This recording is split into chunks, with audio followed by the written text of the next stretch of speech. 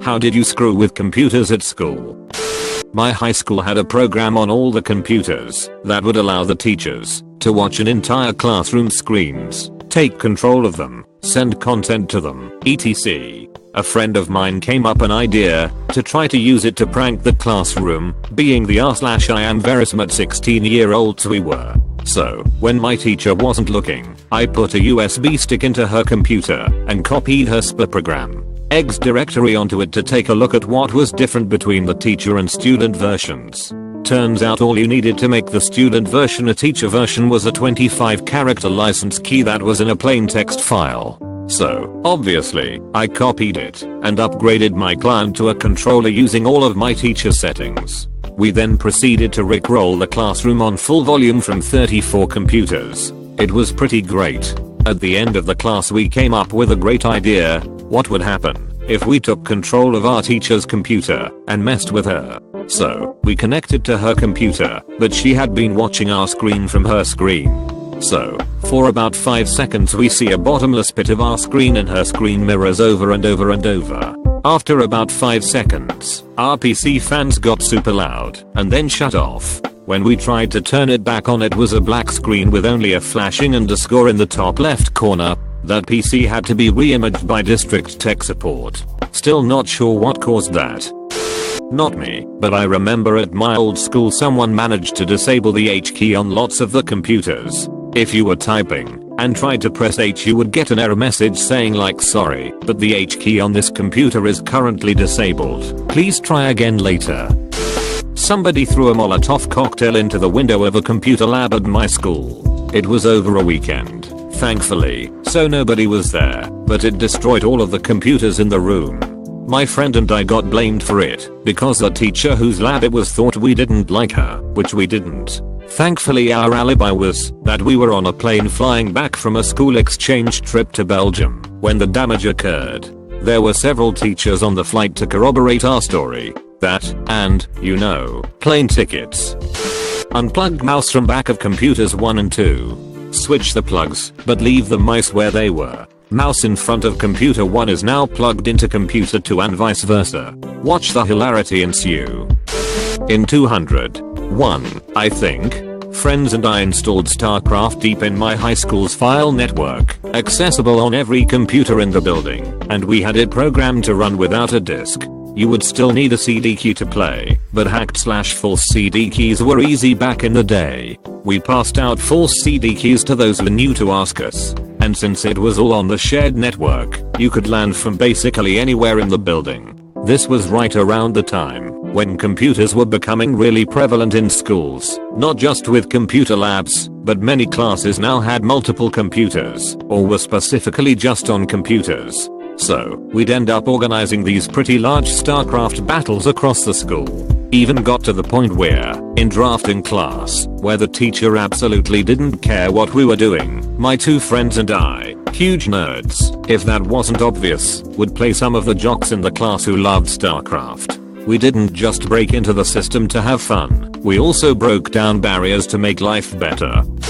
Our school network ran on Windows 4 work grups 3.0. Machines were locked down, so you couldn't run your own programs on them. However, we discovered, if you put a modified WinINI file that allowed you to install your own programs in a network drive that came before where the lockdown version was stored, it would use that, and you could install stuff. And that was my first introduction to Doom multiplayer. Soundboards. Holy shit, we were little demons in middle school with those things. My personal favorites were either Arnold Schwarzenegger or Pulp Fiction. When the teacher would ask if there any questions, from the back of the class you would hear in a thunderous voice, "Who is your daddy, and what does he do?" Followed by an eruption of laughter, also following up anytime the teacher said, "That's correct" with "Correctamundo." If you're reading this milliseconds, Jadish, I'm so sorry. We pretty much ran the network. It was up or down at our whim. The entire network used hubs, and this was right as routers were becoming a thing, so they were not yet economical. We would shut down the entire network with a repeating ping command in DOS, set to maximum packet size. It was far too simple. We wouldn't usually do it for long, just enough for everyone to think it was a hiccup, and to see if we could. Our computer class was actually really awesome. The assigned modules were easy, and once we were finished our teacher would let us do our own thing. Turns out, our school had an entire computer graveyard. We would go in there, find parts, and build entire computers. Eventually we had a separate network of 8 or 10 machines that we used exclusively for Quake 2 and the original Halo. One day the school came in and removed our separate gaming computers. We were pissed. The network was down for quite a while. My school had one of those annoying monitoring programs, so the librarian could quickly see what you were doing and take control. And usually the ass would just turn the computer off. Someone found out then, when she started watching, a small square appeared in the top left corner of the screen. If you right click this square you could reverse the control and take her computer over. Someone took over and rather quickly hit delete on the Windows folder. It didn't work, but it helped stop the overbearing watchful eye of the shitty librarian. So computer class for most of grade school was nothing more than endless typing classes. She sells seashells by the seashore and other tongue twisters to get us practicing home rows and typing quickly. Absolutely mind-numbingly dull. Sure, getting to play Commander Keen or Wolfenstein after was nice, but the reward was nowhere near worth the effort to reach it, and the teacher would constantly get frustrated with me ditching home rows and finishing faster and accurately without them. So one day, with us both being frustrated with each other, I restarted the computer and opened the BIOS setup utility and started changing random settings to random values. Child me was vindictive. This probably shows my age, but we'd open BASIC and write a little program that went something like this. 10 will print you suck. 20 go to 10. Then we'd edit the shortcut to a popular program, say millisecond word, to link to this program instead. When an unsuspecting user clicked to open what they thought was a legit program, instead they'd be treated to the dot matrix printer screeching out you suck, you suck, you suck, forever. Only way to stop it was to find and terminate the program. Powering down the printer and turning it back on again wouldn't do it. My school district used Macs pretty much everywhere. A couple of the most common pranks. There was a key combination that would invert all the colors on the screen. It was all the meter keys and 8. It was a lot of fun to do this to someone who left their computer unattended and didn't know that. One of the function keys, I think F11, would move all the windows to the outside edge of the screen, showing the desktop. Pushing it again moved them back, but there was an animation associated with both of the movements. If you held shift while tapping F11, it would do the same thing, but with the animation slowed down. The thing is, it didn't matter if the animation had completed or not. The machine would queue up another action for each time you hit F11, but wouldn't cancel the animation in progress. So if you were quick enough and someone wasn't paying attention, talking to their neighbor, looking a book, etc., you could lean over, spam shift plus F11 a few dozen times and effectively force them to watch all their windows slide in and out at a snail's pace for a minute or two. Shift plus PRINTSCREN to capture desktop. Open paint. CTRL plus V. Rotate image upside down and save. Set image as desktop background. Auto hide taskbar. On desktop, right click, view, uncheck show desktop icons. Laugh at random victims attempting to use computer. I never did anything to damage computers, just circumvent security measures. Using standalone browsers or games from a flash drive, using said browsers and or proxies to get around web filters, installing programs/games in the C root directory, since most group policy or other security measures wouldn't stop something from executing from there, etc. Finally, I can contribute.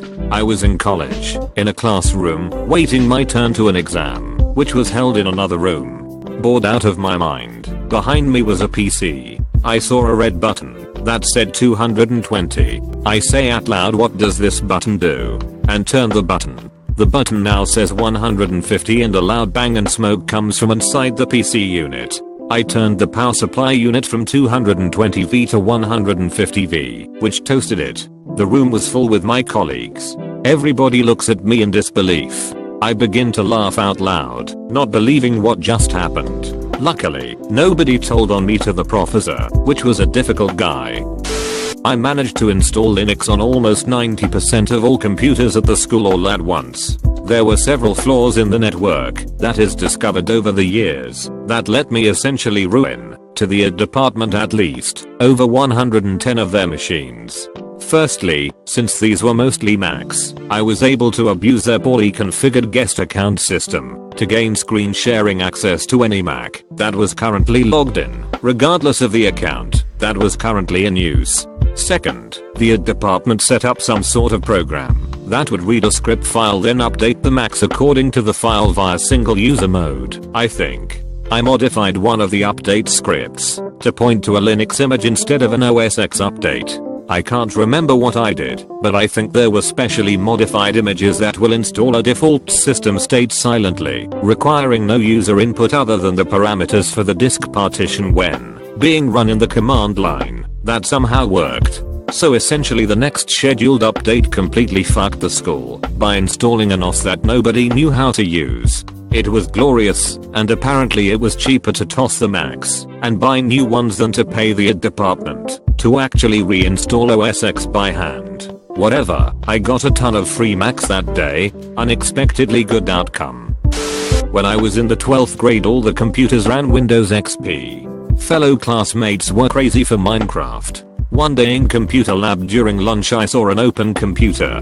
I walked over and opened Notepad and entered the code for deleting System32. I then changed the icon to Minecraft, named it Minecraft Eggs and put it on the shared drive. The next day about 22 computers became bricked. No one ever found out it was me. Sorry in advance for mediocre English, it's my third language. I think it was in 2004, my ed teacher let me use an old laptop for a project. Inside it was a floppy disk with a username and password for all users on the learning platform we used, including teachers. The rest of the semester I logged into the teachers' accounts, found the hand-ins from the best students, downloaded, made it my own, and handed it in from my own account. Never got busted, but I realized I used almost the same time altering assignments as I would have if I just made my own. Also had some fun with the Let Me Rule Trojan from time to time.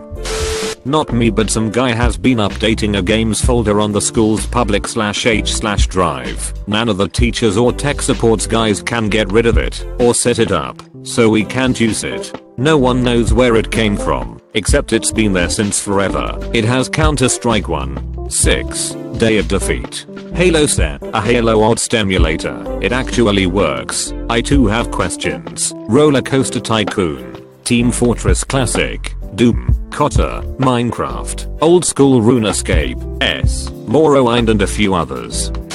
My friend and I entered into the operating system itself a virus that would essentially hunt through email accounts with edu address, so all teachers and administration, and display a picture of two women having sex. If the operator clicked equals 10 times, a video started. If the operator clicked 20 times, the noise started.